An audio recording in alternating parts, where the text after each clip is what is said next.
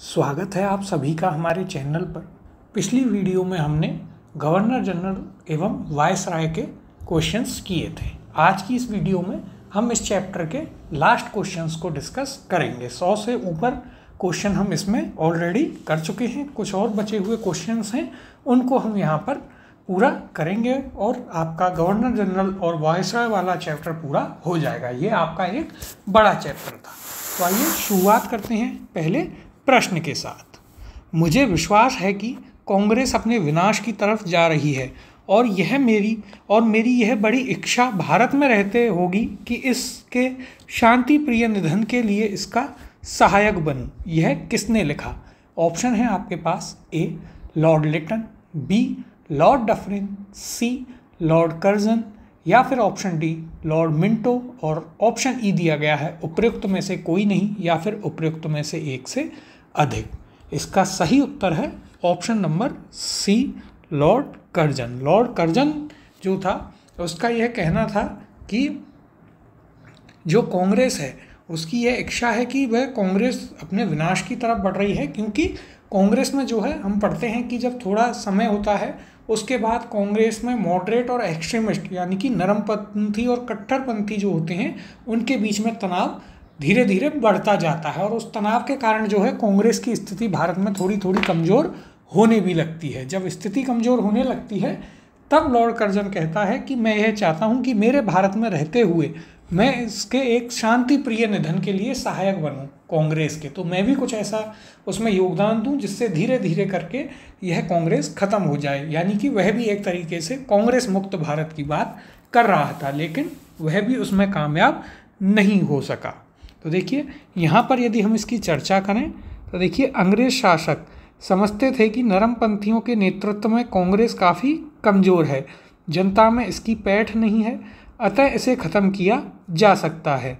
इसी नीति के सबसे बड़े प्रवक्ता कौन थे? Lord Curzon. वर्ष 1900 में कर्जन ने ब्रिटिश सेक्रेटरी ऑफ स्टेट्स को लिखा, मुझे विश्वास है कि कांग्रेस अपने विनाश की तरफ जा रही है और मेरी यह बड़ी इच्छा भारत में रहते होगी कि इसके शांति प्रिय निधन के लिए इसका सहायक बनूं। फिर 1903 में उन्होंने मद्रास गवर्नर को लिखा, जब से मैं भारत आया हूं मेरी नीति यही रही है कि किसी भी तरह कांग्रेस को नपुंसक बना दूं।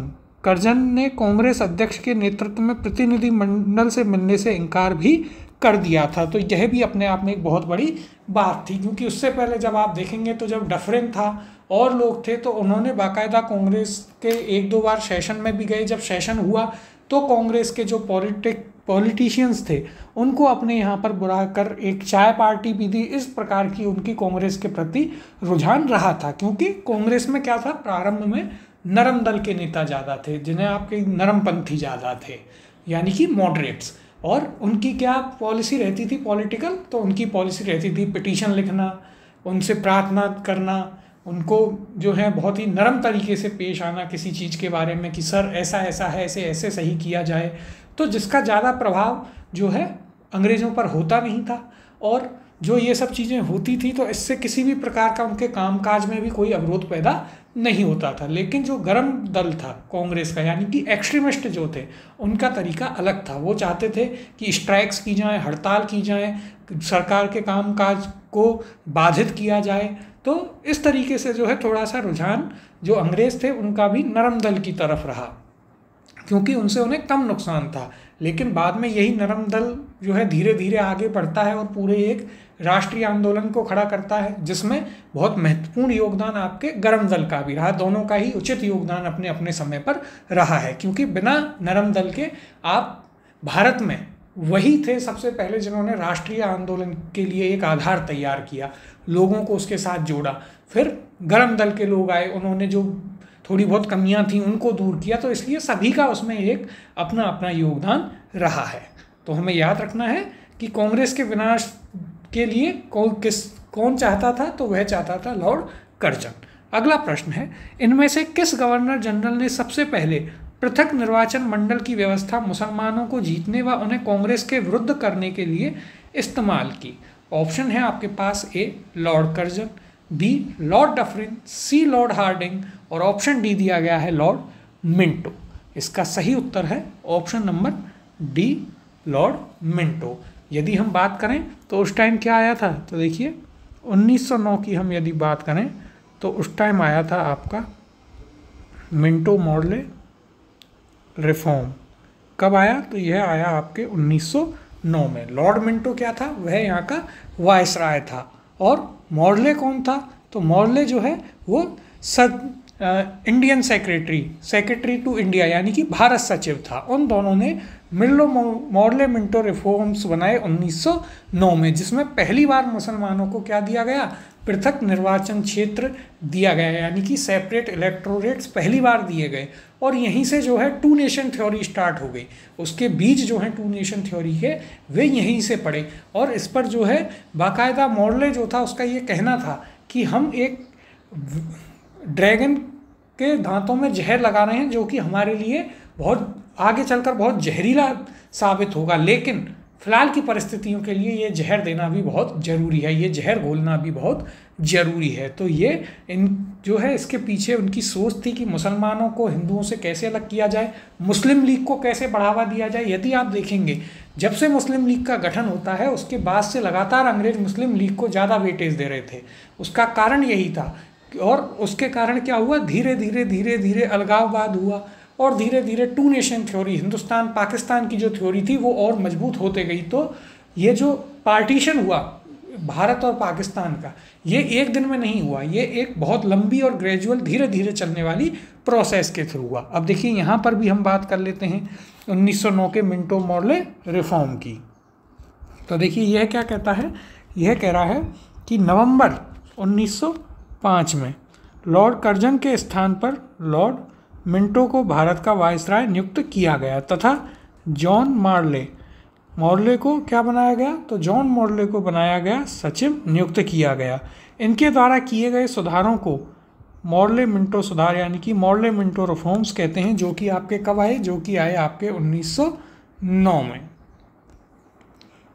इस अधिनियम के द्वारा मुसलमानों के लिए पहली बार पृथक मताधिकार एवं पृथक निर्वाचन क्षेत्रों की स्थापना की गई। इसका उद्देश्य क्या था, मुसलमानों को कांग्रेस के विरुद्ध करना था, जिसमें कि ये शुरुआत में उतने कामयाब अंग्रेज नहीं हुए, लेकिन आगे चलकर जब हम सब्जेक्ट की क्लास लेंगे तो आपको पूरी कहानी बताई जाएगी कि किस प्रकार से उन्होंने धीरे धीरे 1937 के जब तक चुनाव हुए कोई कामयाबी नहीं मिलती है, लेकिन जब बाद में चुनाव होते हैं तब बहुत बड़ी कामयाबी मुस्लिम लीग को मिलती है। और वहीं से तय हो गया था कि अब मुसलमानों का नेतृत्व कौन करेगा, तो वह मुसलमानों का नेतृत्व वहाँ पे किया जाएगा आपके किसके द्वारा, मुस्लिम लीग के द्वारा। अगला प्रश्न देखते हैं, निम्नलिखित में से कौन भारत का एकमात्र यहूदी वायसराय था। ऑप्शन है आपके पास, A Lord Curzon, B Lord Canning, C Lord Irwin या फिर ऑप्शन डी लॉर्ड रीडिंग। इसका सही उत्तर है option number D Lord reading. देखिए ये फैक्चुअली आपके लिए एक इम्पॉर्टेंट क्वेश्चन है कि एकमात्र यहूदी वायसराय कौन रहा भारत का, तो वह रहा लॉर्ड रीडिंग। यदि हम बात करें तो यह आपका 1921 से और 1926 तक रहा। तो देखिए यहाँ पर भी हम चर्चा करें, भारत का एकमात्र यहूदी वायसराय लॉर्ड रीडिंग रहा, जिसका 1921 से 26 समय अवधि रही। इसके समय चौरी चौरा कांड, स्वराज पार्टी का गठन तथा रॉलेट एक्ट का निरसन हुआ। तो हमें याद रखना है इसके समय चौरी चौरा कांड भी हुआ, क्योंकि 1921-22 में यहाँ पर असहयोग आंदोलन चल रहा था और उसको वापस लेते ही स्वराज पार्टी का गठन हो गया था 23 में। फिर रॉलेट एक्ट आया 1921 में ही, उसके विरोध में भी आपका यहाँ पर सत्याग्रह हुए, फिर जलियांवाला हत्याकांड हुआ। ये सारी चीज़ें इससे संबंधित रही हैं। अगले प्रश्न की ओर चलते हैं,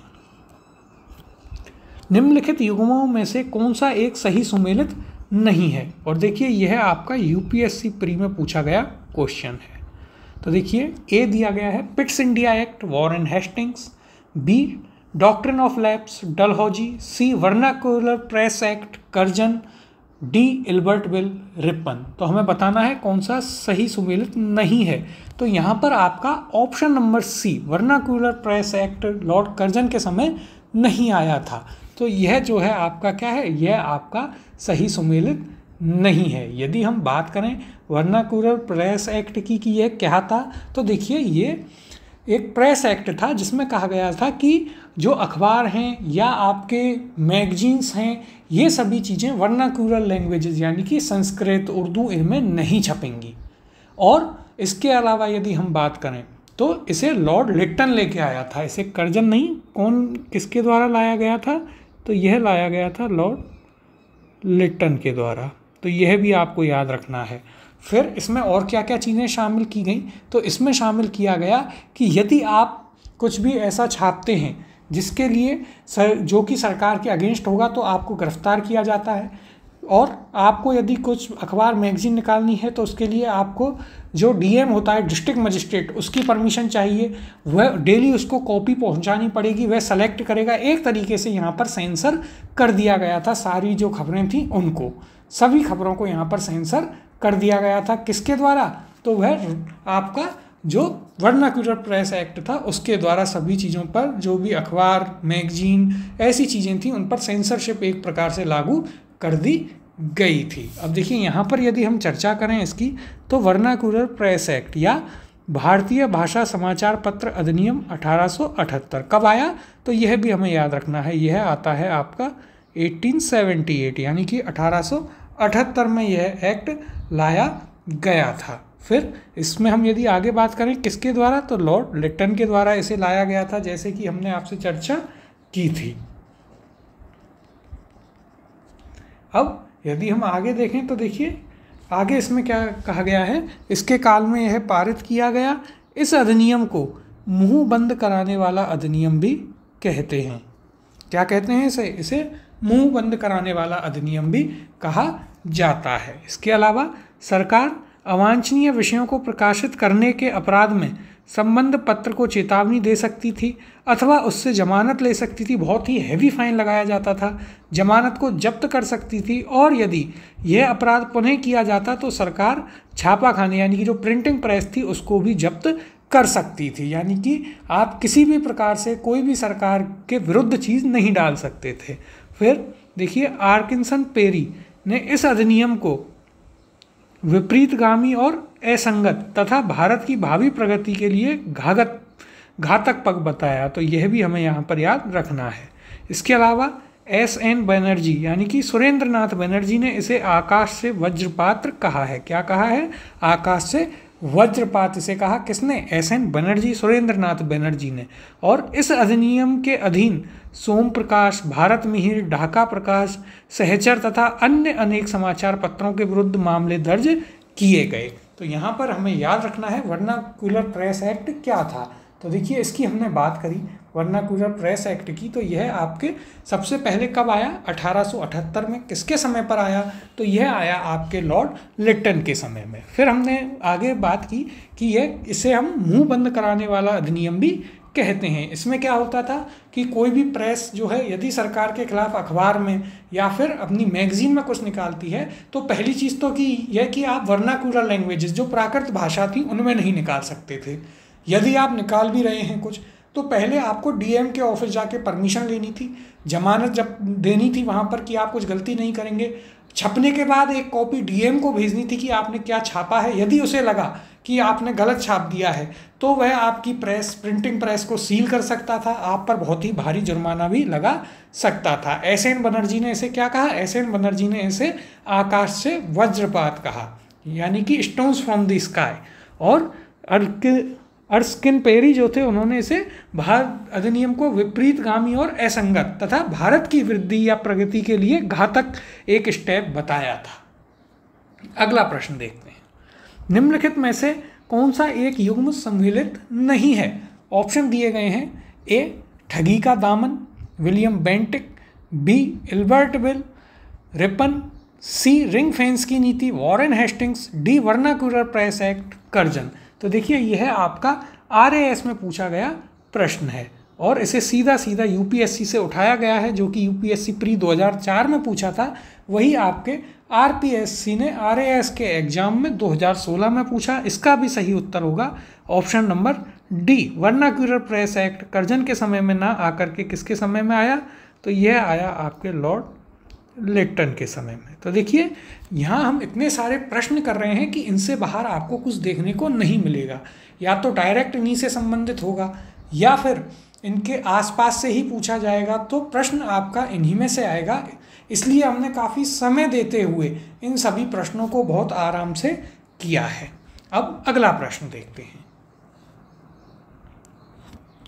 ब्रिटिश भारत की राजधानी का कलकत्ता से दिल्ली स्थानांतरण किसके काल में क्रियान्वित हुआ?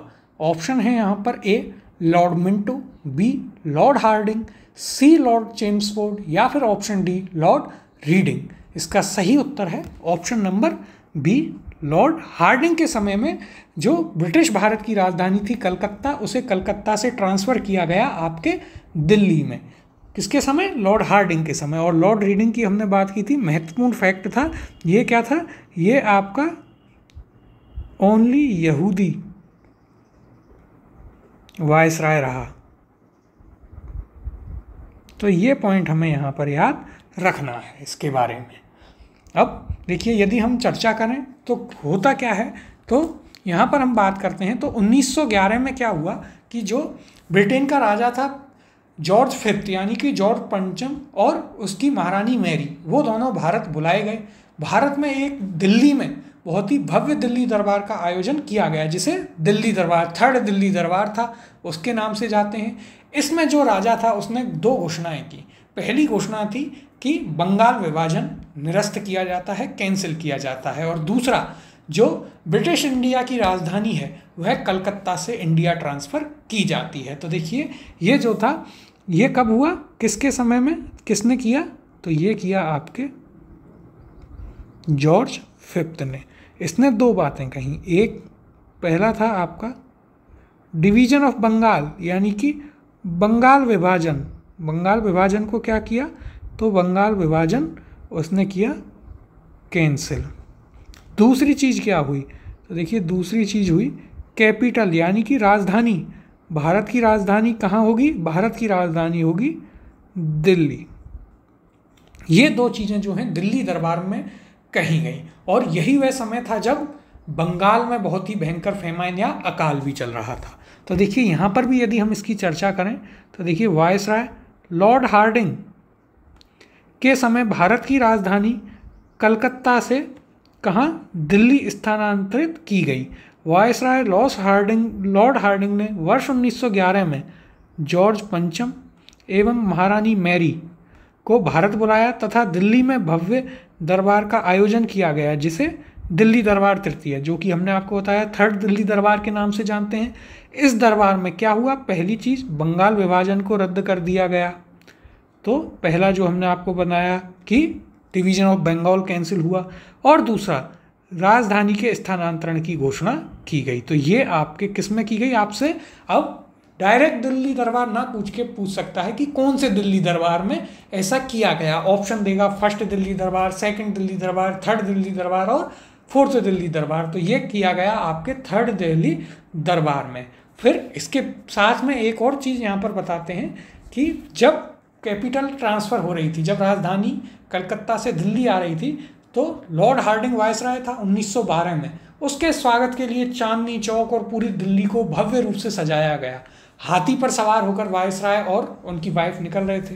तभी रास बिहारी बोस जो हैं आते हैं साइकिल से और बहुत एक उन पर बम फेंक के मारते हैं वायसराय पर, जिससे वायसराय का हाथ उखड़ जाता है। हाथ उखड़ के अलग हो गया, और उसके बाद रास बिहारी बोस भारत छोड़कर भाग जाते हैं चांदनी चौक टू जापान। और एंड में वो किससे मिलते हैं? वहाँ जाकर फिर बाद में उनका नाम आता है जब वो Indian national army INA Subhash Chandra Bose के साथ में बनाते हैं। तो ये भी पॉइंट आपको यहाँ पर याद रखना है। कौन सा? तो 1912 में रास बिहारी बोस ने जो है लॉर्ड हार्डिंग पर बम फेंका। कहाँ? चांदनी चौक में। अब इससे अगले प्रश्न की ओर चलते हैं। सही जोड़े बनाइए तथा नीचे दिए गए कूट से सही उत्तर चुनिए। देखिए क्या क्या दिया गया है।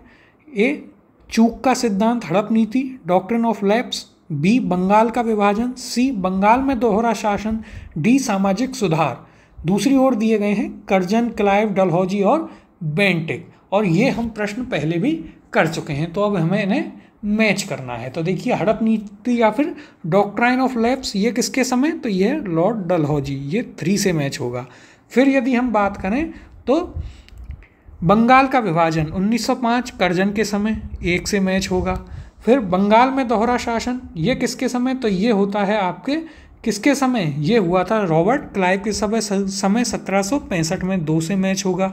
और सामाजिक सुधार विलियम बेंटिक के समय। तो यहाँ पर आपके पास कूट क्या बनता है, यहाँ पर आपके पास कूट बनता है 3, 1, 2 और 4, जो कि आपको किस ऑप्शन में देखने को मिलता है, तो ये है आपका 3, 1, 4, 2, ऑप्शन नंबर सी, A3, B1, C2, D4, ये आपका यहाँ पर सही उत्तर होगा।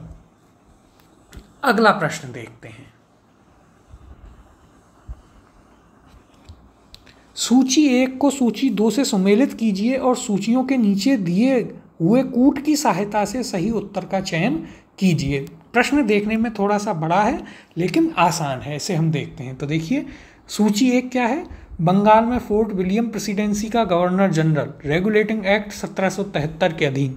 बी, भारत का गवर्नर जनरल चार्टर एक्ट 1833 के अधीन। सी, भारत का गवर्नर जनरल और वायसराय इंडियन काउंसिल एक्ट 1858 के अधीन। डी, गवर्नर जनरल और सम्राट का प्रतिनिधि गवर्नमेंट ऑफ इंडिया एक्ट 1935 के अधीन। फिर सूची 2 यहाँ पर नाम दिए गए हैं। पहला आर्केबाइल्ड पर्सिवल वेवेल यानी कि वेवेल, बाइकाउंट और अर्ले वेवेल। दूसरा James Andrews brown, Ramsay Dalhousie का अर्ल और मर्किसस। फिर तीसरा है चार्ल्स कॉर्नवालिस का दूसरा अर्ल और पहला मार्क्सिस। फिर चौथा है गिलबर्ट जॉन इलियट मरे और मिंटो का अर्ल। पांचवा है लुई माउंटबेटन बर्मा का अर्ल माउंटबेटन। देखिए ये आपके लिए बहुत ही इम्पोर्टेंट क्वेश्चन है, तो इसे आप इम्पोर्टेंट मार्क करें और अब इसे आराम से समझें, इसे हम मैच करते हुए चलेंगे। तो देखिए पहला क्या है, बंगाल में फोर्ट विलियम प्रेसिडेंसी का गवर्नर जनरल रेगुलेटिंग एक्ट 1773 के तहत। तो देखिए यहाँ पर यदि हम बात करें तो ये क्या होगा, और ये देखिए आपका पहले तो ये पूछा गया है यूपीएससी प्री में, तो वैसे ही आपके लिए बहुत इंपॉर्टेंट हो जाता है। अब यदि हम बात करें तो देखिए 1773 इस समय यदि आप बात करेंगे तो कौन था, तो यहाँ पर था लॉर्ड कॉर्नवालिस। तो ये आपका किससे मैच होगा, ये मैच होगा आपका कॉर्नवालिस कहाँ है 3 में, तो यह आपका 3 से मैच होगा। फिर यदि हम बात करें भारत का गवर्नर जनरल चार्टर एक्ट 1833, तो उस समय कौन आया 1833 की यदि हम बात करें तो किसकी नियुक्ति होती है, वहाँ पर नियुक्ति होती है किसकी, तो डलहौजी की, यानी कि डलहौजी कहाँ है, तो देखिए डलहौजी आपका 2 में है, तो बी आपका 2 से मैच होता है। फिर सी है भारत का गवर्नर जनरल यानी कि गवर्नमेंट ऑफ इंडिया एक्ट 1858 के अधीन कौन बनता है, तो देखिए यहाँ पर यदि हम बात करें तो यहाँ होगा आपका, यह मैच होगा आपके किससे, तो यह होगा आपके मिंटो से, तो यह 4 से होगा। फिर यदि हम बात करें गवर्नर जनरल और सम्राट का प्रतिनिधि गवर्नमेंट ऑफ इंडिया एक्ट 1935 के अधीन, यह किससे मैच होगा, यदि इसकी बात करें तो यह होगा आपके किससे, वेवेल से, तो यह आपका 1 से मैच होगा। तो यहाँ पर हमारे पास क्या कूट बनता है 3, 2, 4, 1, यानी कि option number A3, B2, C4, D1। अब यहाँ पर देखिए और हम इसको अच्छे से समझें तो देखिए जब बंगाल का अधिग्रहण अंग्रेजों के द्वारा किया गया तो क्या हुआ कि धीरे धीरे भ्रष्टाचार होना चालू हुआ। उसको कंट्रोल करने के लिए कंपनी ने क्या बनाया, रेगुलेटिंग एक्ट 1773 में पहली बार कंपनी लेके आई, ब्रिटिश संसद लेके आई कंपनी के लिए। और इस एक्ट के तहत क्या हुआ, जो कंपनी का गवर्नर जनरल था उसको बंगाल का गवर्नर जनरल बना दिया गया, और बंगाल का फर्स्ट गवर्नर जनरल कौन बना, वॉरेन हेस्टिंग्स बना। लेकिन यहाँ पर क्या है, यहाँ पर वॉरेन हेस्टिंग्स तो है नहीं, तो हम किससे मैच करेंगे, तो यहाँ पर आप मैच करेंगे इसे किससे, तो वो है आप मैच करेंगे यहाँ पर हमने इसे किससे मैच किया, इसको हमने मैच किया आपके कॉर्नवालिस से।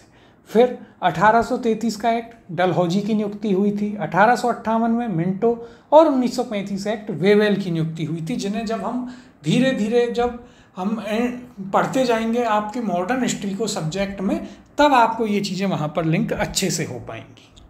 तो देखिए यहाँ पर यदि हम इसकी चर्चा करें तो यह क्या कहता है अंग्रेजों द्वारा बंगाल के अधिग्रहण के उपरांत कंपनी के कार्यों को नियंत्रित करने के लिए रेगुलेटिंग एक्ट 1773 लाया गया। इनकी हम जब सब्जेक्ट पढ़ेंगे तब अच्छे से इनको डिस्कस करेंगे।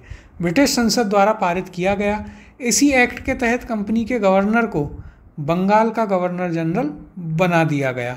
बंगाल के प्रथम गवर्नर जनरल कौन थे? तो वो थे वॉरेन हेस्टिंग्स। और यहाँ पर आपके पास वॉरेन हेस्टिंग्स नहीं था, तो इसलिए हमने उनके बाद में आए हुए किसको लिया? यहाँ पर लिया हमने लॉर्ड कॉर्नवालिस को। फिर देखिए 1833 का एक्ट डलहौजी, 58 का एक्ट मिंटो और 35 का एक्ट वेबर। ये सभी आपके इससे संबंधित रहे। काफ़ी डीप क्वेश्चन है, तो ये आप जरूर याद रखिए। अगला प्रश्न है, सूची 1 को सूची 2 से सुमेलित कीजिए तथा नीचे दिए गए कूट से सही उत्तर चुनिए। ऑप्शन क्या है सूचियों में? तो देखिए पहली सूची में स्थान दिए गए हैं और सूची 2 में दिया गया है अंग्रेजों द्वारा उसका विलय कब किया गया। ऑप्शन है आपके पास सूची 1 में स्थान संभलपुर, सतारा, अवध, झांसी।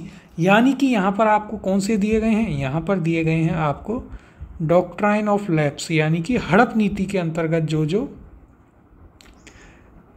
राज्य अंग्रेजों ने जिन पर अधिकार किया वो, और दूसरी तरफ विलय वर्ष 1848, 1849, 1854, 1856। तो देखिए अब यदि आप इस क्वेश्चन को सबसे एंड से भी याद रखेंगे, सबसे अंत में 57 की क्रांति से पहले किसे? अवध को। तो अवध आपका 1856 4 से मैच हुआ। फिर यदि आप बात करें उससे पहले झांसी 1854, ये 2 आपके हो गए। फिर सबसे पहले आपका कौन सा? सतारा। सतारा कब किया गया? 1848 में, और संबलपुर 1849 में। तो ये आपका क्वेश्चन मैच हो गया। संबलपुर 1849 सबसे पहले, सतारा 1848, अवध 1856 और झांसी 1854। तो यहाँ पर हमारे पास युग्म क्या बनता है? युग्म बनता है आपके पास कौन सा? 2, 1, फिर 4 और 3। अब किस ऑप्शन में है यदि हम इसे देखें तो देखिए यह है आपके पास option number B, A2, B1, C4, D3।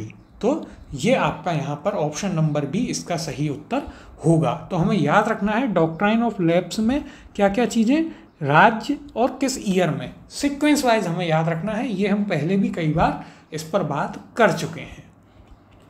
अगला प्रश्न देखते हैं। तो देखिए यहाँ भी दिया गया है स्थान संबलपुर 1849 में, सतारा 1848, अवध 1856 और झांसी 1854। किस किस चीज़ के द्वारा किए गए वो हम ऑलरेडी काफ़ी बार डिस्कस कर चुके हैं। अगला प्रश्न है, निम्नलिखित घटनाओं पर विचार कीजिए तथा उनको कालानुक्रम अनुसार व्यवस्थित कीजिए। तो देखिए यहाँ पर घटना क्या दी गई है? पहली सिक्किम का विलय, दूसरा झांसी का विलय, तीसरा पंजाब का विलय और चौथा बर्मा का विलय। ये कब कब किए गए इनको हमें बताना है। तो देखिए यदि हम बात करें तो सबसे पहले यहाँ पर जैसे झांसी दे रखी है, तो झांसी आपकी हमने अभी देखा 1854 में इसका विलय किया गया।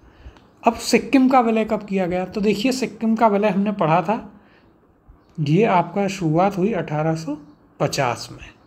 फिर पंजाब का विलय कब होता है? तो पंजाब का विलय होता है आपके कब? पंजाब का विलय होता है 1849 में। और बर्मा के विलय की यदि हम बात करें तो बर्मा का विलय हुआ 1853 में, और 1935 के गवर्नमेंट ऑफ इंडिया एक्ट के तहत इसे भारत से अलग भी कर दिया गया था। तो देखिए क्या हुआ था, सिक्किम की हम बात करते हैं यदि, तो सिक्किम 1850 में हमने बात की थी, कुछ जो हिस्सा था सिक्किम का वो भारत में जोड़ा गया, जैसे कि कौन कौन से, दार्जिलिंग और तराई का कुछ भाग जो है जोड़ लिया गया था सिक्किम का भारत में, ब्रिटिश भारत में उसका विलय किया गया। फिर धीरे धीरे करके जो है अलग अलग क्षेत्रों का विलय किया गया जो सिक्किम साइड से जुड़े हुए थे। इसके अलावा यदि हम बात करें तो देखिए क्या होता है, जब थर्ड आपका एंग्लो बर्मा वॉर होता है, कौन सा? थर्ड एंग्लो बर्मा वॉर कब? 1853 में। तब बर्मा का पूर्ण रूप से विलय कर लिया जाता है, किसमें? भारत में। तो ये हमें याद रखना है। तो यहाँ पर यदि हम देखें तो देखिए सबसे पहला कौन सा आता है? सबसे पहला आपके पास आता है थर्ड, ये आपका पंजाब का विलय फर्स्ट। फिर यदि हम बात करें तो सिक्किम का विलय दूसरे स्थान पर, फिर तीसरे स्थान पर आपका बर्मा का विलय, और फिर कौन सा आता है चौथे पर, झांसी का विलय। तो यहाँ पर क्या है हमारे पास, देखिए इस युग्म को हम लिख लेते हैं 3, 1, 4 और 2। अब यहाँ पर हम कूट देखते हैं किस कूट में यह सही बैठता है। तो देखिए 3, 1, 4, 2, ऑप्शन नंबर बी 3, 1, 4, 2 इसका सही उत्तर होगा। अब देखिए यहाँ पर यदि हम इसकी चर्चा करें तो देखिए इनका कालक्रम किस अनुसार है। तो हमने बताया सिक्किम 1850, पंजाब 1849, बर्मा 1853, झांसी 1854। चर्चा यदि करें तो देखिए 1850 में सिक्किम का आंशिक क्षेत्र जो कि हमने बताया दार्जिलिंग और तराई का कुछ क्षेत्र मिलाया गया।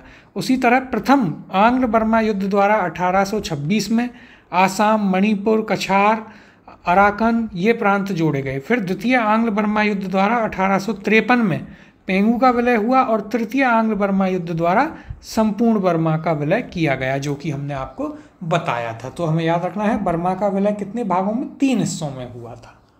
अब अगले प्रश्न की ओर चलते हैं, जो कि आपका लास्ट प्रश्न है इस चैप्टर का। तो देखिए क्या है लास्ट क्वेश्चन, निम्न में से किस वायसराय के कार्यकाल में भारतीयों को राय बहादुर और खान बहादुर की उपाधियां प्रदान की गईं, जिनके बारे में हमने पढ़ा भी था कि जब आंदोलन हुए तो ये उपाधियां जो हैं वापस भी कर दी गई थी। ऑप्शन है आपके पास, A Lord Ripon, B Lord Lytton, C Lord Mayo, D Lord Dufferin या फिर ऑप्शन ई उपयुक्त में से कोई नहीं या उपयुक्त में से एक से अधिक। तो देखिए यहाँ पर उत्तर होगा आपके पास ऑप्शन नंबर ई, एक से अधिक, क्योंकि ये जब स्वतंत्रता संग्राम का पहला विद्रोह होता है 1857 की क्रांति, उसमें जो लोग अंग्रेजों का साथ देते हैं उन्हें बाद में ये सारी उपाधियां कहीं ना कहीं दी गई थी।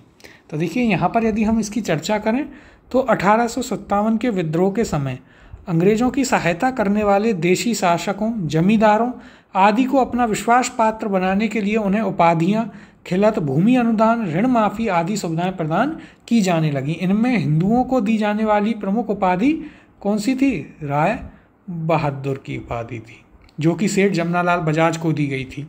तथा मुस्लिमों एवं पारसियों को दी जाने वाली समकक्ष उपाधियां कौन सी थीं, खान बहादुर। 1859 और 60 में इन उपाधियों को दिए जाने के साक्ष्य विशेष रूप से आपको मिलते हैं। तो ये थे हमारे सारे क्वेश्चंस आपके किसके ऊपर, गवर्नर जनरल और वायसराय के ऊपर ये हमारे सारे क्वेश्चंस थे। यह चैप्टर आपका हो चुका है, काफ़ी बड़ा ये चैप्टर था, इसमें हमने 126 क्वेश्चंस किए हैं। आप यदि इन क्वेश्चंस को अच्छे से करेंगे, सभी का एक एक बार आप अच्छे से यदि इनका एक्सप्लेनेशन सुनेंगे और देखेंगे, उन फैक्ट्स को भी यदि आप कर लेंगे तो एग्ज़ाम में आपके कोई भी क्वेश्चन इनसे बाहर नहीं जाएगा।